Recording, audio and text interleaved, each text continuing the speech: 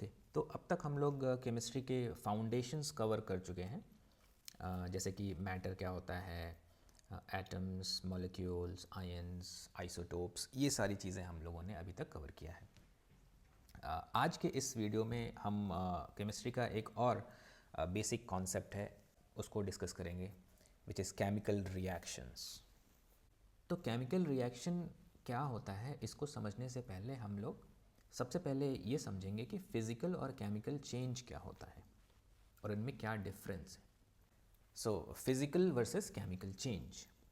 तो physical change ये एक ऐसा प्रोसेस है जिसमें सब्सटेंस का जो स्टेट है वो चेंज हो सकता है, उसका शेप चेंज हो सकता है या उसका अपीयरेंस में कोई चेंज हो जाए, है ना।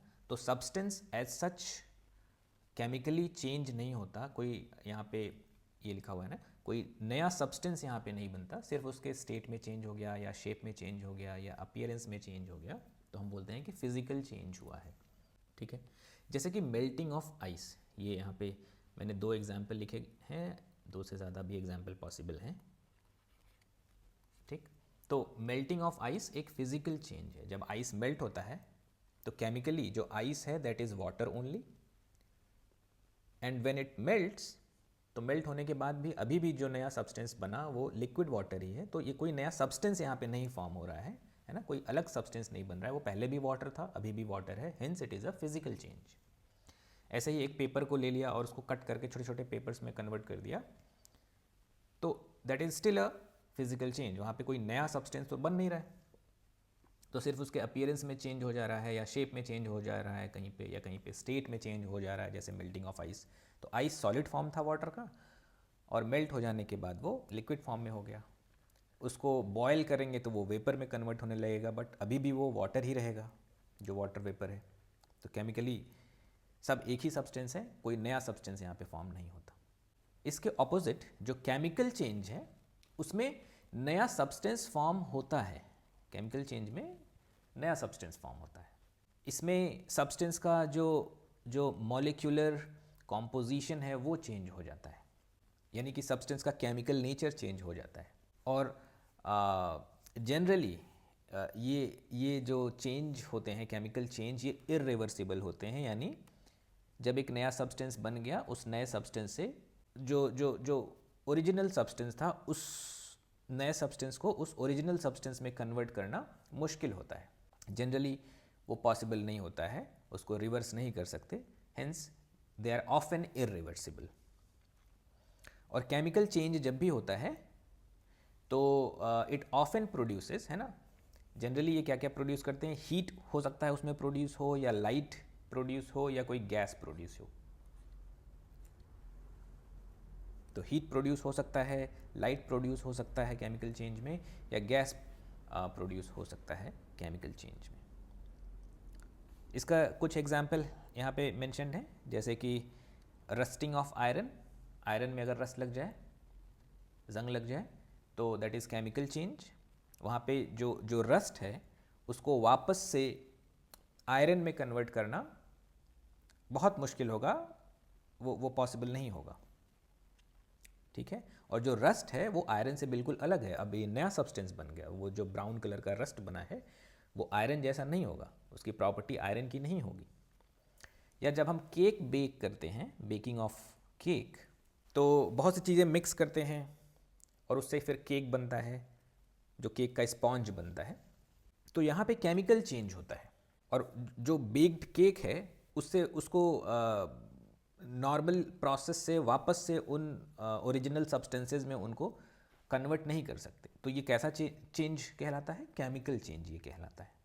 तो केमिकल चेंज में नए सब्सटेंस बनते हैं, यहाँ पे केमिकल प्रॉपर्टी में चेंज हो जाता है सब्सटेंस के, और ये ऑफन इरिवर्सिबल होते हैं। फिजिकल चेंज जो है दे आर ऑफन रिवर्सिबल, उनको रिवर्स कर सकते हैं। जैसे आइस मेल्ट होकर वाटर बन गया, लिक्विड वाटर, तो लिक्विड वाटर को हम फ्रीज करके वापस से आइस बना सकते हैं। ठीक है, तो जनरली ये रिवर्सिबल होते हैं, इनको रिवर्स किया जा सकता है। तो अब जानते हैं कि केमिकल रिएक्शन किसको बोलते हैं। तो जब भी कभी कोई सब्सटेंस में केमिकल चेंज होता है, if any substance undergoes chemical change, तो हम कहते हैं that chemical reaction has taken place. वही जो केमिकल चेंज हो रहा है उसी का एक नया नाम है, हम क्या बोलते हैं कि केमिकल रिएक्शन हो रहा है उस सब्सटेंस में। ठीक है, तो जो हम एक सब्सटेंस लेते हैं वो ट्रांसफॉर्म होता है या चेंज हो जाता है नए सब्सटेंस या नए सब्सटेंसेस में। तो जब इस तरीके का ट्रांसफॉर्मेशन होता है कि कोई एक सब्सटेंस या एक से ज़्यादा सब्सटेंस नए सब्सटेंस या सब्सटेंसेस बना लें, तो हम कहते हैं कि केमिकल रिएक्शन हो रहा है। सो अगर सिंगल लाइन में आपको ये ध्यान में रखना है, so when ever a substance undergoes chemical change, तो जब जब केमिकल चेंज हो रहा होगा तो हम क्या बोलेंगे कि केमिकल रिएक्शन हो रहा है। अब इसका एक एग्जाम्पल देख लेते हैं केमिकल रिएक्शन का या केमिकल चेंज का।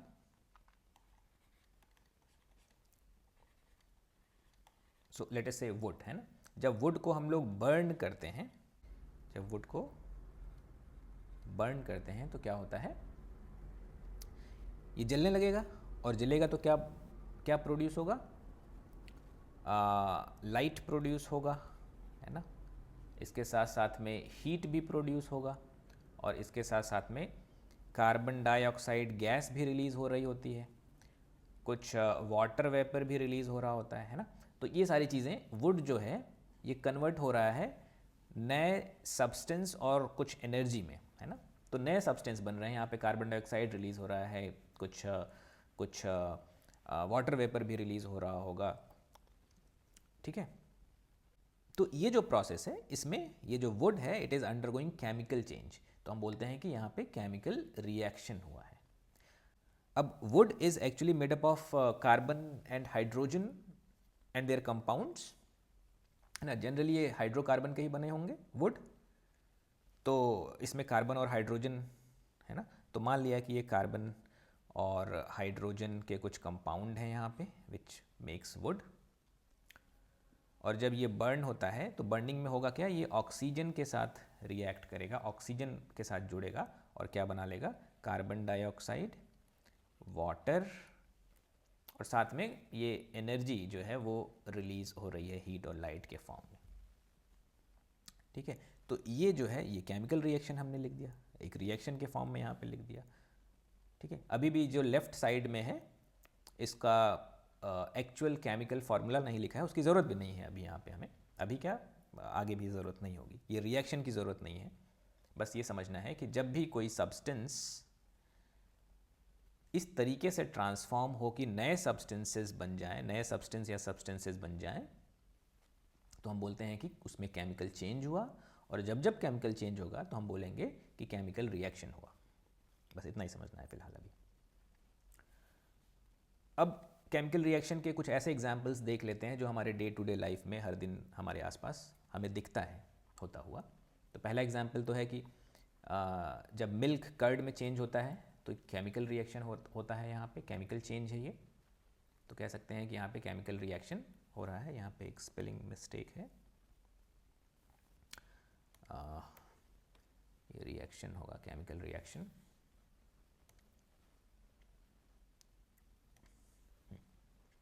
रस्टिंग, अभी मैंने बताया ही कि जब आयरन में आयरन की रस्टिंग होती है तो रस्ट बनता है, जो कि ऑक्साइड ऑफ आयरन होते हैं, तो that is also a chemical change. जब फूड को कुक करते हैं हम, फॉर एग्जांपल राइस कुक किया, तो रॉ राइस है ना, जो कच्चा चावल है, एंड कुक्ड राइस, उनके केमिकल कॉम्पोजिशन में बहुत डिफरेंस हो जाता है, उनका टेस्ट भी अलग हो जाता है, और जो कुक्ड राइस है उसको वापस से हम रॉ राइस में कन्वर्ट नहीं कर पाते, वैसे ही कर्ड को वापस से मिल्क में नहीं कन्वर्ट कर पाते। तो ये सभी प्रोसेस जो हैं वो नॉर्मली इरिवर्सिबल प्रोसेसेस हैं। रेस्पिरेशन, जो सेलुलर रेस्पिरेशन है जिसमें एनर्जी का प्रोडक्शन हो रहा है, that is also a type of chemical reaction only.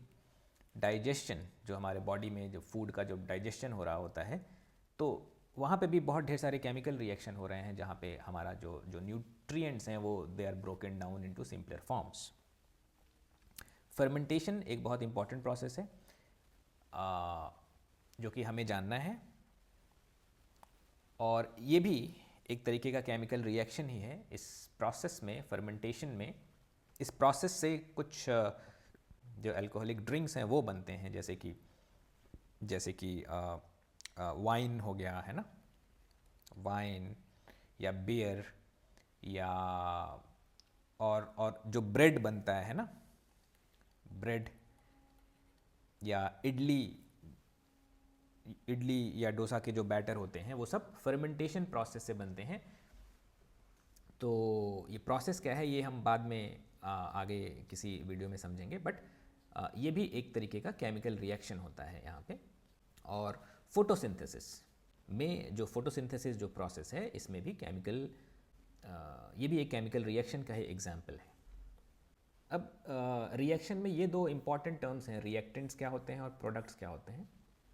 जो स्टार्टिंग सब्सटेंस या स्टार्टिंग सब्सटेंसेस जो होते हैं हमारे, वो रिएक्टेंट्स कहलाते हैं, और जो नए सब्सटेंस या नए सब्सटेंसेस बनते हैं उनको हम प्रोडक्ट्स बोलते हैं या प्रोडक्ट बोलते हैं, है ना। और केमिकल रिएक्शन को इस तरीके से लिखा जाता है, किसी भी केमिकल रिएक्शन को ऐसे हम लोग लिखते हैं। जितने भी रिएक्टेंट्स होते हैं वो एरो के लेफ़्ट साइड में लिखे जाते हैं, एक या एक से ज़्यादा रिएक्टेंट हो सकते हैं, और एक या एक से ज़्यादा रिएक्टेंट ट्रांसफॉर्म होके, ये जो एरो है इट रिप्रेजेंट ट्रांसफॉर्मेशन की, रिएक्शन इस डायरेक्शन में चल रहा है, यानी इससे ये बन रहा है, ट्रांसफॉर्म होके नए प्रोडक्ट, नए सब्सटेंसेस जो बनाते हैं उनको हम लोग प्रोडक्ट बोलते हैं। तो उसको हम राइट साइड में लिखते हैं एरो के, ठीक है। तो इस तरीके से रिएक्शन को लिखा जाता है।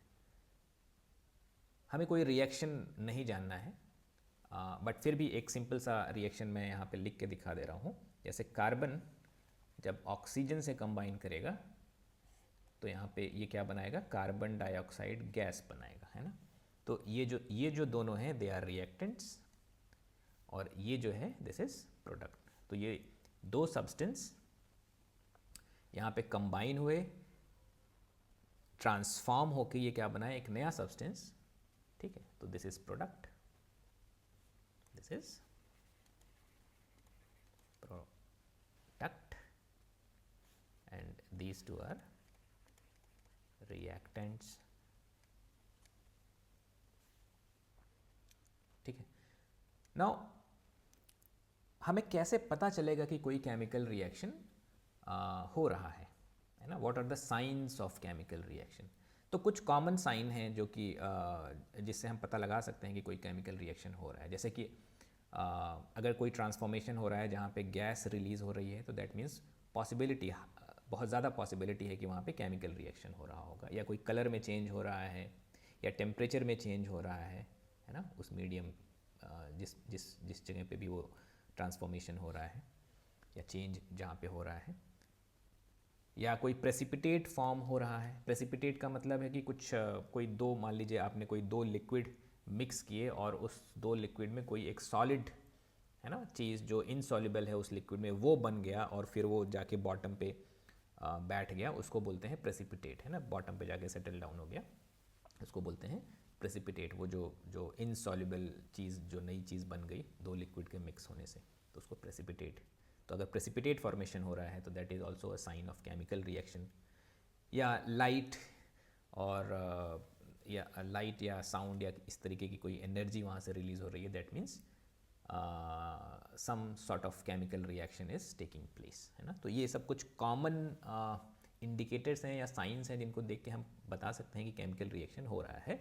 ज़रूरी नहीं है कि ये साइन हमें सभी रिएक्शन में दिखें, एक या दो साइन भी दिख सकते हैं, या ऐसा भी हो सकता है कि साइन उतना नोटिसेबल ना हो, है ना। हो सकता है कि बहुत थोड़ा सा टेम्परेचर में चेंज हुआ हो, हम नोटिस ना कर पाएँ, बट इसका मतलब ये नहीं होगा, मतलब ये सारे साइंस अगर नहीं हैं तो भी हो सकता है कि केमिकल रिएक्शन हो रहा हो, बस हम इनको नोटिस नहीं कर पा रहे होंगे।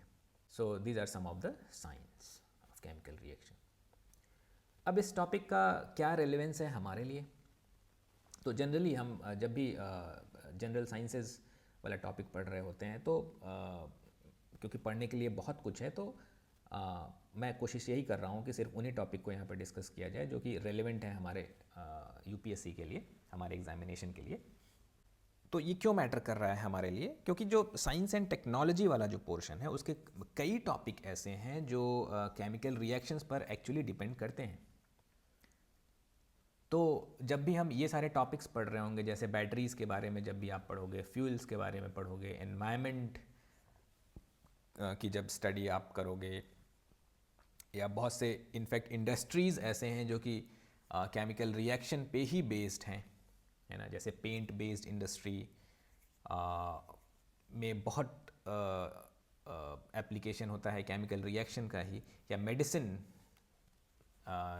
जो फॉर्मेशन होता है, जो फार्मा इंडस्ट्री है, मेडिसिन तो जो हैं वो मोस्टली प्योर केमिकल्स ही होते हैं, तो जो नए नए मेडिसिन हम बनाते हैं उनके लिए भी नए नए टाइप के केमिकल रिएक्शंस को यूज़ करते हैं, और नए नए मेडिसिन हम लोग बनाते हैं। तो ये सारे जो साइंस एंड टेक्नोलॉजी के कुछ टॉपिक्स हैं जहाँ पे केमिकल रिएक्शन अपना रोल प्ले करता है, या यूँ कह लें कि ये सारे टॉपिक्स हैं जो कि केमिकल रिएक्शन पे, ये सारे टेक्नोलॉजीज़ हैं या ये सारे कॉन्सेप्ट्स हैं जो कि केमिकल रिएक्शन पे डिपेंड करते हैं। इसलिए हमें केमिकल रिएक्शन का एक जनरल आइडिया होना चाहिए कि क्या होता है केमिकल रिएक्शन। हमें कुछ कीवर्ड्स हैं, कुछ टर्म्स हैं, जैसे कि रिएक्टेंट क्या होते हैं, प्रोडक्ट क्या होते हैं, है ना, केमिकल चेंज क्या है, फिज़िकल चेंज क्या है।